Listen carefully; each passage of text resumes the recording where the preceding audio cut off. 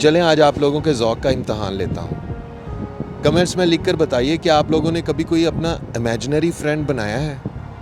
एक ऐसा दोस्त जो हकीकत में ना हो मगर सिर्फ़ आपके लिए हो, जो दूसरों को नज़र ना आता हो मगर सिर्फ़ आपको दिखाई देता हो और आप उससे अपने दिल की बातें करते हो।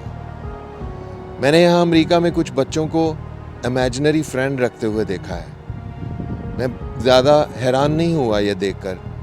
मैंने सोचा चलिए अपने दोस्तों में से पूछता हूँ, क्या आप में से कभी किसी ने अपना कोई ख़याली दोस्त बनाया है, ऐसा दोस्त जो आपकी उँगली थाम कर आपके साथ चलता हो, आप उससे बातें करते हों, आप उससे अपने दिल की हर बात कहते हों, वो आपसे अपने दिल की हर बात कहता हो और फिर मगर वो किसी को दिखाई नहीं देता हो, उसे सिर्फ़ आप ही देख सकते हो।